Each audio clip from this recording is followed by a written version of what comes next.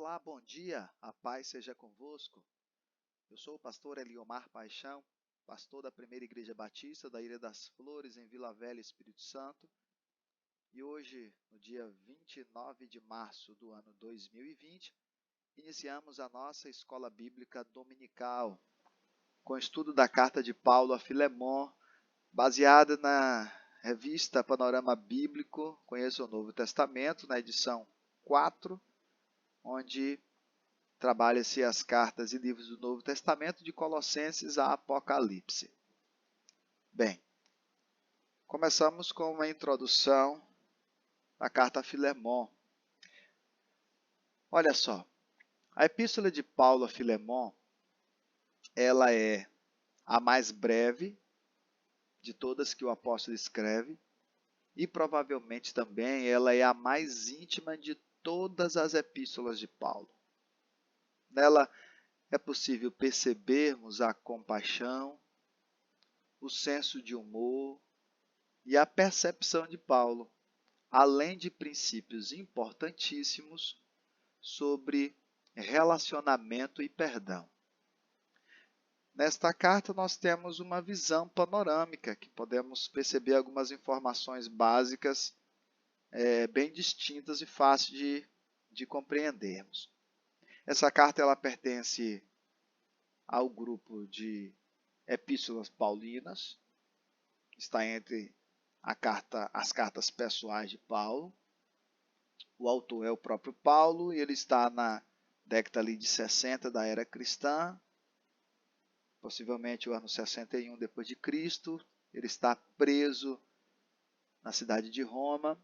O alvo dele é o próprio Filemon. E o versículo-chave dessa carta é o versículo 16 e 17, lembrando que ela não tem capítulos, ela é uma carta dividida apenas com um capítulo, então não precisamos dizer capítulo primeiro, é só abordarmos os versículos. Então nós temos aí o versículo 16 e o versículo 17. Diz o seguinte: não mais como escravo, mas acima de escravo, como irmão amado. Para mim, ele é um irmão muito amado, e ainda mais para você, tanto como pessoa quanto como cristão. Assim, se você me considera companheiro na fé, receba-o como se estivesse recebendo a mim. Daqui a pouco nós vamos compreender melhor esse pedido de Paulo. A expressão-chave desta carta é perdão. Esta é uma carta de profundo, como eu poderia dizer, de profunda conscientização da palavra perdoar.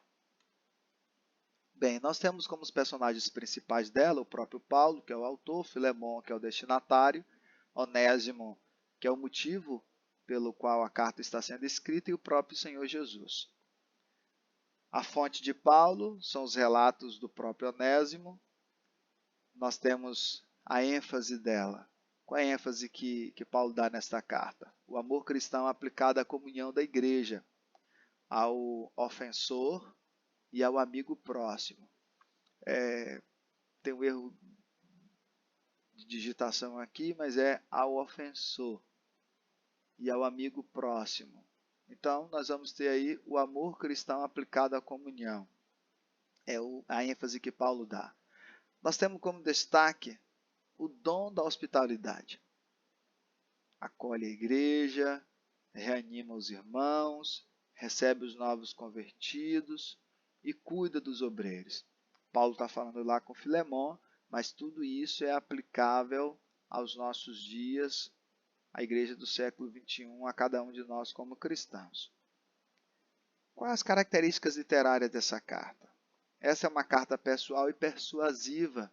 Paulo usa um discurso contextualizado de técnica retórica como apelo ao caráter, apelo à razão e apelo à emoção. Nós lembramos aí, pensando no contexto da carta, nós temos uma carta destinada ao dono de um escravo que possivelmente roubou ele e fugiu. né? Até onde a gente entende essa história é que Filemon rouba alguma coisa e foge, e agora ele está retornando. O escravo, quando fazia algo desta forma, e ele era recapturado pelo seu dono, o dono tinha toda a autoridade de, no mínimo, lhe dar uma coça bem dada, como diríamos hoje nos dias atuais. Só que ele poderia até morrer, até ser crucificado pelo seu Senhor, pelo que havia sido feito. E essa, claro, nós sabemos que é uma punição severa para servir como um modelo ou como exemplo para outros escravos não fazerem os mesmos, né? Bem, nós temos aí uma relação dessa carta com outros livros do Novo Testamento. Olha só, Filemon, ela é uma carta de aplicação prática dos altos valores exigidos dos senhores de escravos do Novo Testamento. Nós vamos ter o próprio Paulo falando na carta que ele escreve à igreja em Éfeso, na carta que ele escreve na igreja dos irmãos em Colosso, e o Pedro também fala. Juntando esses três, nós vamos ter o quê? Paulo e Pedro vai estar orientando ali acerca da obediência do escravo para com seu senhor. O Pedro até chega a dizer uma coisa interessante. Pedro vai dizer assim, olha, é preciso lembrar que vocês devem ser obedientes aos seus senhores, sejam eles bons para vocês ou maus. Porque se vocês forem pegos e serem açoitados por ter feito uma coisa ruim, que valor terá isso na sua consciência? Mas se você for foi açoitado porque fez uma coisa boa, você tem a plena consciência que está agradando a Deus. Pode não ter agradado ao seu Senhor. O Paulo até vai falar que o escravo deveria trabalhar para o seu Senhor como se fosse para Cristo. E não fazer as coisas boas e certas só quando estivesse na frente do seu Senhor, para tipo agradá-lo. Paulo disse, olha, vocês têm que ter a consciência de trabalhar como se fosse para Cristo. Mas ao mesmo tempo, Paulo também, ele tenta sensibilizar o coração de quem tem escravo. Ele diz, olha, não trate mal o seu escravo, trate eles como pessoas. Porque Deus está no céu e está vendo. E o Senhor não faz acepção de pessoas. Quando Deus olha para você que é Senhor e para ele que é escravo, Deus vê duas criaturas, Deus vê duas pessoas. Essa distinção entre escravo e Senhor é apenas entre nós, né? Como se fosse assim. Então aí nós começamos a ver um apontamento, um indício, uma influência do cristianismo em prol da abolição da escravatura, que vai acontecer muito tempo depois, mas a gente já começa a perceber aí o desejo de Paulo a incentivar o fim da escravatura. Muito bem. Que aplicação pessoal nós temos aí? Perdoe da mesma forma que você foi perdoado por Deus no momento de sua salvação em Jesus Cristo. Ora, quando a gente pensa no perdão, talvez o perdão esteja entre as duas coisas mais difíceis que Jesus nos motiva a fazer: perdoar e amar quem não nos ama. São duas coisas muito difíceis, dada a nossa natureza humana que nós temos, né? Só que se torna um pouco mais fácil se a gente olhar para nós e lembrarmos que também nós necessitamos do perdão do Senhor. E que Ele, por amor, graça e sua infinita misericórdia, derramou perdão sobre nós. E quando a gente olha para o outro, que necessita do nosso perdão, do nosso amor, se nós lembrarmos que estávamos na condição dele, quando Cristo olhou para nós, a gente se vê nele, se coloca na mesma altura e diz, Eu preciso amá-lo e perdoá-lo porque Cristo me amou e me perdoou. Deus derramou a sua graça enviando o seu Filho para morrer por mim que não merecia. E aí fica mais fácil. Bem, essa carta ela tem um esboço. Pensando um esboço geral, nós poderíamos pensar assim. Ela começa ali com uma saudação, versículo 1 ao 3. Versículo 4 ao 7 nós temos a expressão de gratidão. Do versículo 8 ao 21 nós vamos ter a intercessão, a petição de Paulo por Onésimo. E o versículo 23 a 24 nós temos a conclusão, a promessa de Paulo a Filemon. O enredo total dessa história nós vamos ter perdão e a aceitação na igreja.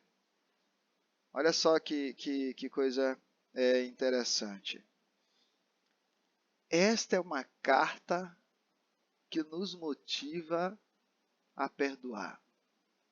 É uma carta que nos motiva a estarmos sempre voltados ao perdão.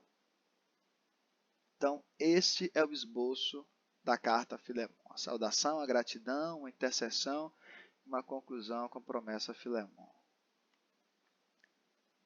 Bem, Filemon em uma sentença ficaria assim. É uma epístola que ensina o valor de perdoar aqueles que defraudaram e se arrependem. Eu sempre costumo dizer o seguinte: Deus está sempre pronto a nos perdoar. Sempre pronto a nos perdoar. Agora, o que é que Ele precisa para que Ele nos perdoe? Do genuíno arrependimento. E às vezes esse genuíno arrependimento acontece no ato do erro. Não é? Às vezes ele acontece no ato do erro. E aí, Deus não precisa de tempo. Ele nos perdoa no ato do genuíno perdão. Então, se você errou e se arrependeu genuinamente, naquele momento você recebe o perdão do Senhor. Ok? Vamos lá. No tópico 2 aí nós temos o contexto dessa carta. Nós temos como contexto aí, poderíamos descrever da seguinte forma. Um escravo de Filemon. Filemon era um membro influente da igreja de Colossos, cujo nome do escravo era Onésimo. Ele havia fugido e se esconder em Roma, talvez com algum dinheiro roubado de Filemon, como disse anteriormente.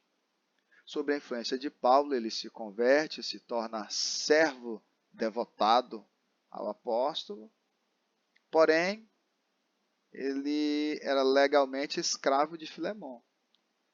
Paulo não queria que Onésimo o ajudasse no ministério sem ter antes a permissão do seu senhor. Então, enviando Onésimo de volta, Paulo queria evitar a punição cruel ao escravo foragido que a lei romana ditava, como disse também anteriormente, né?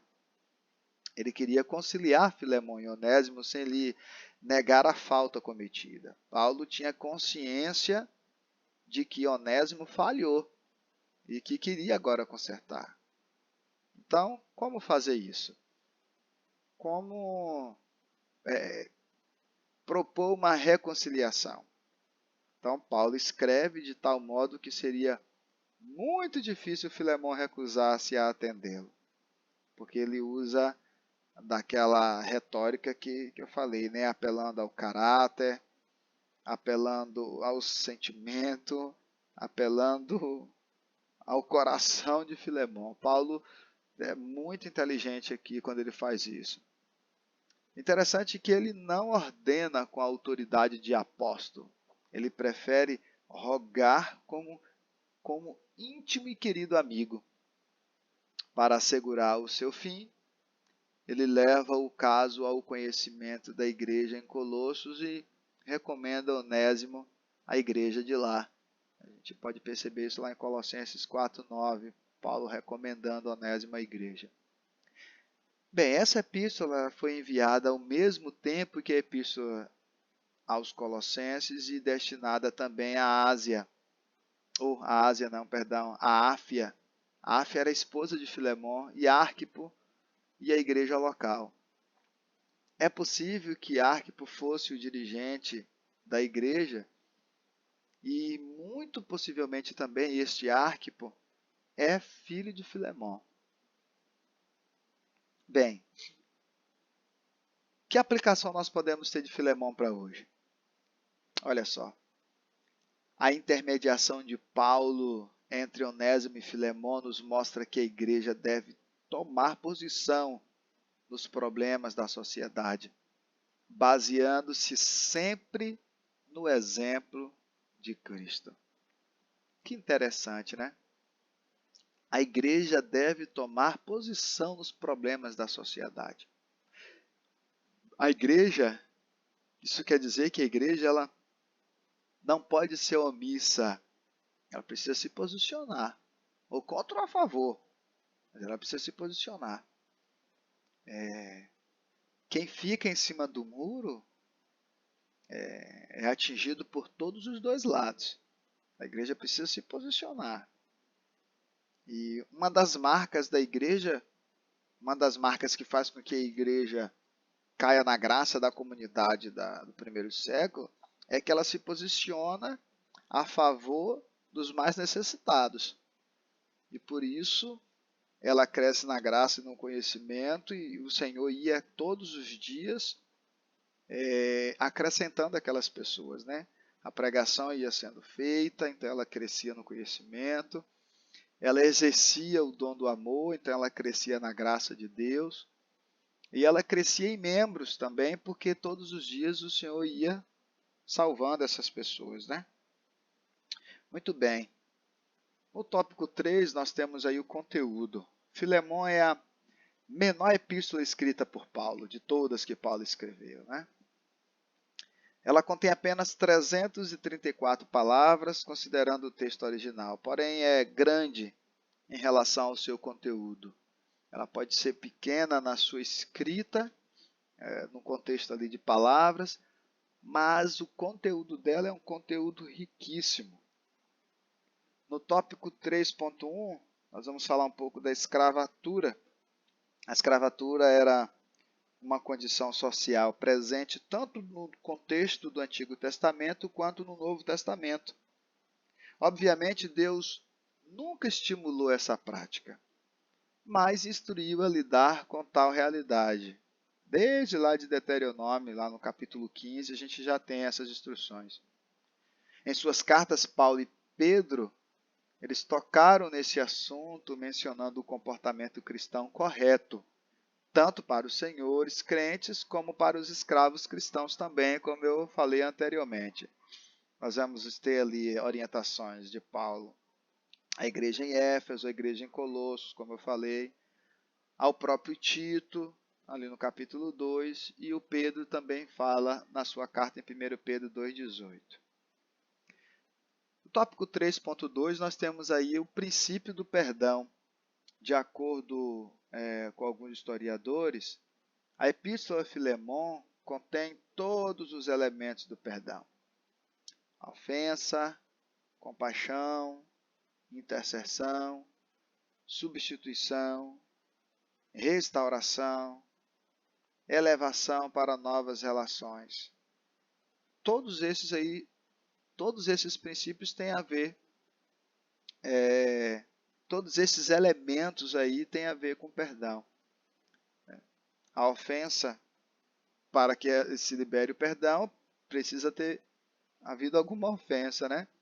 Para que se libere o perdão, eu preciso ter compaixão. Alguém precisa interceder. Aí uma substituição, ou seja, eu substituo o rancor, o ódio pelo amor. Há uma restauração, quando nós perdoamos, nós somos restaurados. E uma elevação para novas relações, né? Eu saio da condição de, vamos supor, de mal para de bem com essa pessoa agora, né? Eu não queria relacionamento com essa pessoa, mas agora eu quero. Bem, aí pensando isso de forma desenhada, a gente poderia pensar assim, ó, quem é que é o ofensor da história aí? o Onésimo. Quem é o intermediário? Quem é que faz a intervenção aí? Humanamente falando, é Paulo. O ofendido é Filemon. E Jesus Cristo aí, dessa história, nessa linha aí que eu falei de elementos para o perdão, Jesus é o agente da reconciliação.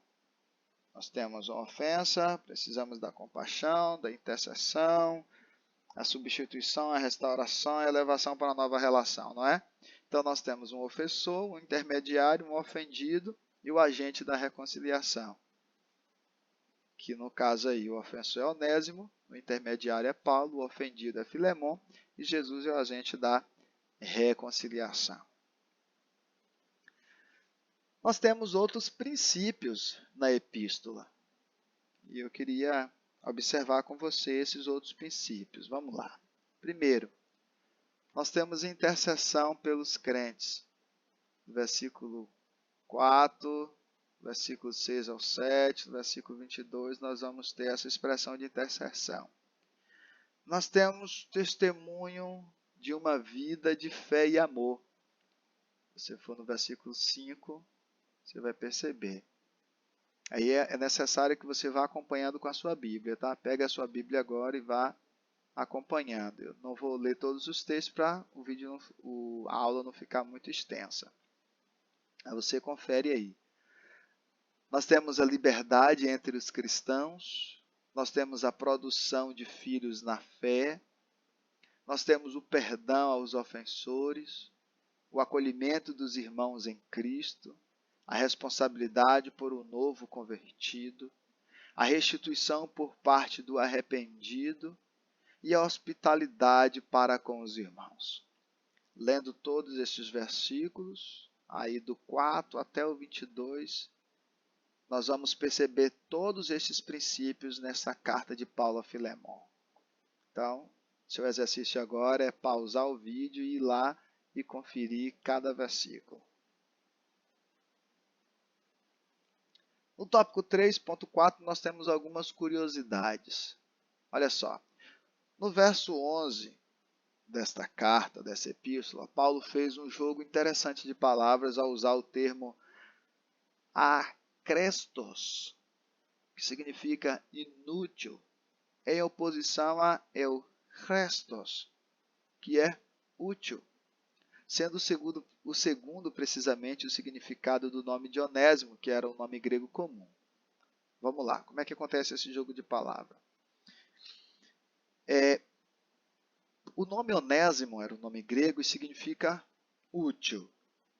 Aí Paulo, escrevendo para o Filemon, ele diz que a Filemon que anteriormente Onésimo havia sido inútil, mas agora ele era útil.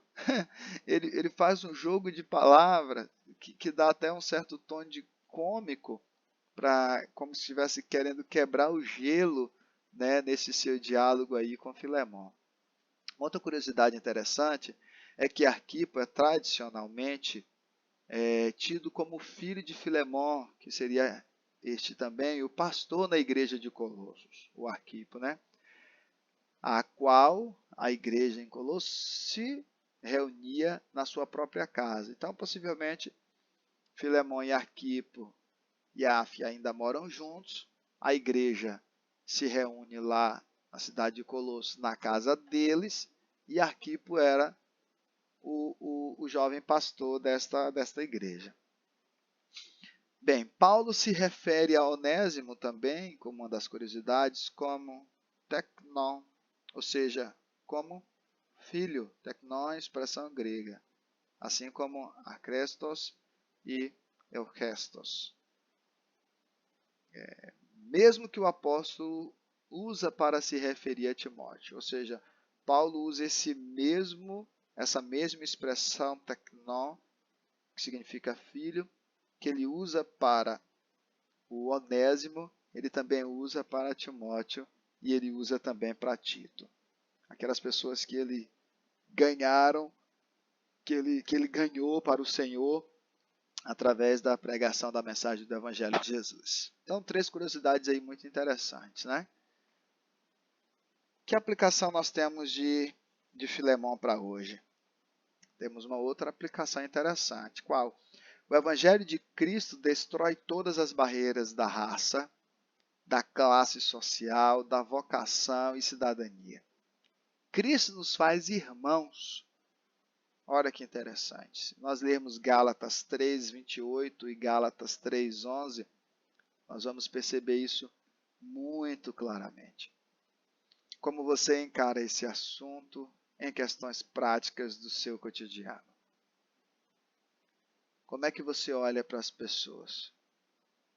O Evangelho de Cristo, ela destrói todas as barreiras de raça, de classe, de vocação, de cidadania. O Evangelho de Jesus desmonta todas essas barreiras. Por quê? Porque Cristo nos faz irmãos. Como é que você encara isso? Como é que você encara essas questões na prática, no seu cotidiano? É importante pensar nisso. Olha só, acompanhe os versículos aí e reflita um pouco mais. Gálatas 3:28 e Colossenses 3:11. Bem, nós podemos também perceber Cristo nesta epístola. Podemos perceber Cristo em Filemão. O perdão que o crente encontra em Cristo, ele é lindamente retratado por analogia em Filemão. Onésimo, culpado de grande ofensa, induziu o amor de Paulo a interceder em seu favor. E Paulo coloca de lado seus direitos e se põe como substituto de Onésimo ao assumir sua dívida. Por um ato tão gracioso de Filemão, Onésimo é restaurado e colocado numa nova relação, né? Uma relação agora que antes escravo e senhor, agora é de irmãos em Cristo. Nessa analogia, nós somos como Onésimo, meus queridos. Nós somos como Onésimo. Pessoas que precisamos voltar e reconhecer o erro e restabelecer novo relacionamento com o nosso Senhor. A defesa de Paulo perante Filemão é um paralelo à obra mediadora de Cristo na presença do Pai. Cristo que nos defende, que intercede por nós. Cristo que é nosso intercessor, né? Onésimo foi condenado pela lei, mas ele foi salvo pela graça. Que coisa linda, né? Pela lei, Onésimo estava frito, ia ser punido, podia ser morto, mas pela graça ele foi perdoado, ele foi salvo. Bem, que aplicação nós temos de Filemão para hoje? Olha só, Paulo, ao interceder por Onésimo, nesse sentido, ele cumpriu com o padrão de amor que Jesus requer de nós. Demonstrar o amor de Jesus a alguém é estar disposto a tomar o seu lugar no sofrimento. Você demonstra em amor a outro? Você está realmente disposto a tomar o lugar do outro para sofrer no lugar dele? Foi o que Jesus fez por nós. Bem, concluindo então a nossa lição de hoje, nós vimos que, por meio desta pequena carta, Paulo pede a Filemão que receba de volta Onésimo, que era um escravo fugitivo, que se tornara cristão depois de encontrar-se com Paulo. O apóstolo pede a Filemão que conceda uma nova chance a Onésimo, do mesmo modo como Jesus havia concedido uma nova chance a Filemão. Essa epístola é um belo exemplo de como Cristo tem poder para produzir bons relacionamentos e para nos ensinar acerca do perdão, não é mesmo? E então encerramos aqui a nossa lição 7. E aí eu queria passar uma atividade para você fazer em casa. Durante essa semana, você que não leu a carta que Paulo escreveu para Filemon, por favor, leia. Agora você pode ler de forma ainda fatiada durante essa semana, refletindo em cada ponto dela. Então, eu vou te propor aqui uma devocional para esta semana. Como é que você vai fazer? Talvez você nunca fez. Na segunda-feira, observe o quadro aqui. Na segunda-feira, você vai ler Filemon, apenas 3 versículos, o 1, o 2 e o 3.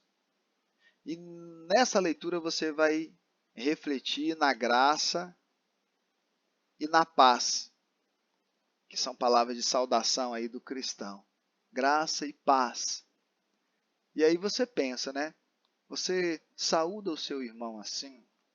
Você saúda o seu irmão desejando que ele tenha a graça e a paz de Cristo?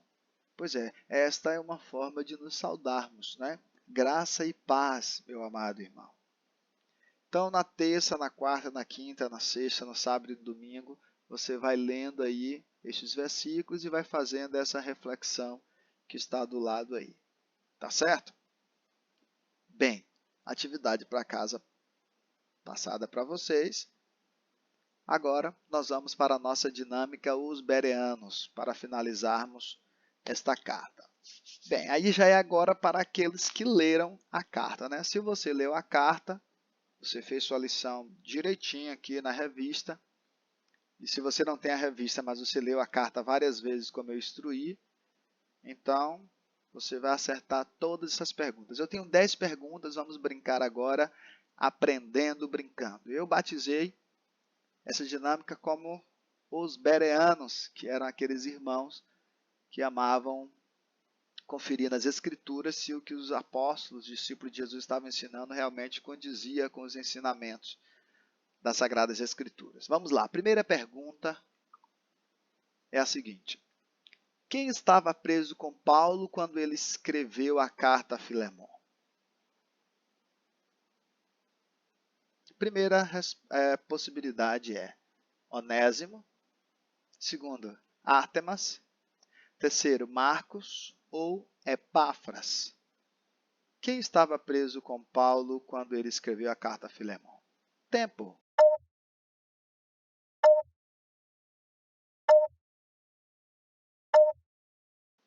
Letra D, Epáfras. Ponto para você. Pergunta número 2. Qual era o nome da mulher citada por Paulo em sua carta a Filemon? Áfia, Damares, Febe ou Lídia? Tempo.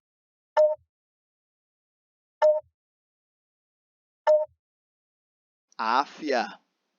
Muito bem. Estamos indo bem.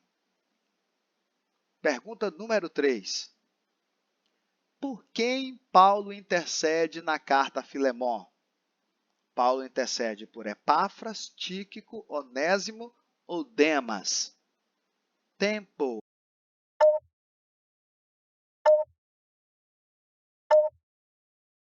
Onésimo. Muito bem. 4. Quarta pergunta. Quem aparece com Paulo na introdução desta carta saudando Filemon? Quem aparece com Paulo na introdução desta carta saudando Filemon? Foi Barnabé, Timóteo, Mateus ou Demas? Tempo.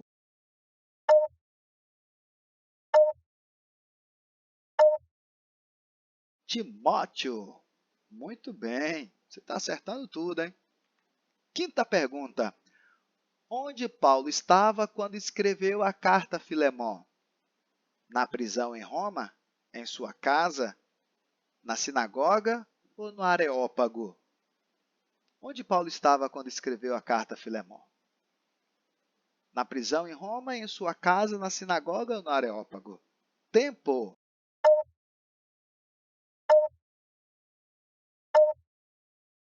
Muito bem, na prisão em Roma. Sexta pergunta. Como Paulo se apresentou na carta a Filemon? Paulo se apresentou como escravo de Cristo? Como prisioneiro de Cristo? Como soldado de Cristo? Ou como apóstolo de Cristo? Agora eu acho que eu te peguei, hein? Como é que Paulo se apresentou nesta carta para o nosso amado irmão Filemon? Como escravo, prisioneiro, soldado ou apóstolo? Tempo.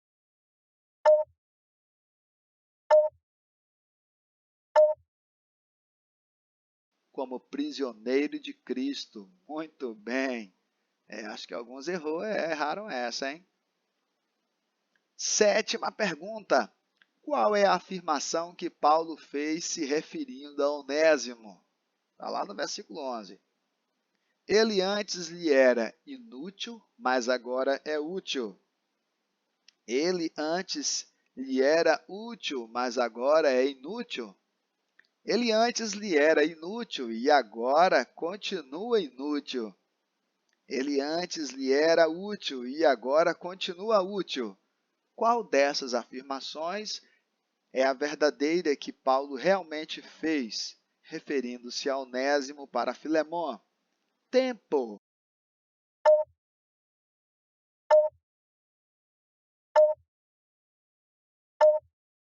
Ele antes lhe era inútil, mas agora é útil. É o trocadilho que Paulo fez usando a expressão inútil e útil para com Onésimo. Muito bem.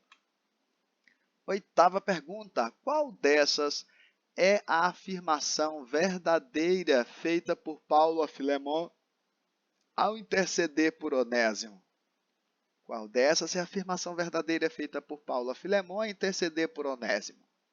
A. Se ele o prejudicou em algo ou lhe deve alguma coisa, se acerte com ele agora. Tem um erro ortográfico aqui. Tira esse A. Então, se acerte com ele agora. B. Se ele o prejudicou em algo ou lhe deve alguma coisa, ponha na conta dele agora. C. Se ele o prejudicou em algo ou lhe deve alguma coisa, ponha na minha conta. D. Se ele o prejudicou em algo ou lhe deve alguma coisa, perdoa a dívida dele agora. Qual dessas é a afirmação verdadeira? A, B, C ou D? Tempo.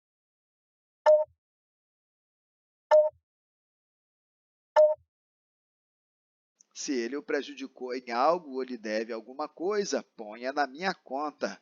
Muito bem, você se lembrou bem. Paulo assume a dívida de Onésimo com Filemon. 9. Qual dessas é a afirmação verdadeira feita por Paulo a Filemon interceder por Onésimo? Está lá no versículo 9. A. Prefiro fazer um apelo com base na justiça divina. B. Prefiro fazer um apelo com base na justiça humana. C. Prefiro fazer um apelo com base no que Onésimo me contou como você o tratava. Ou D. Prefiro fazer um apelo com base no amor. Qual dessas é a afirmação verdadeira? Tempo.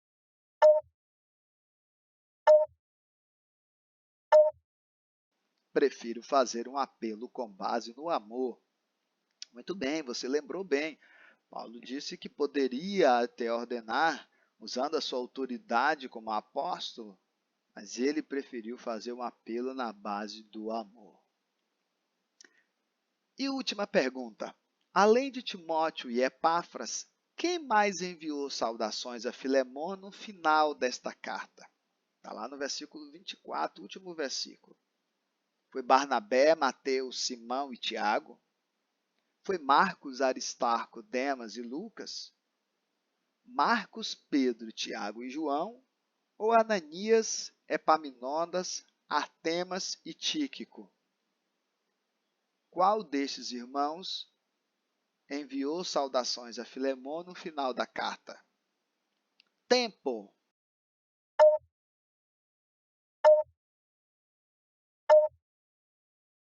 Marcos, Aristarco, Demas e Lucas.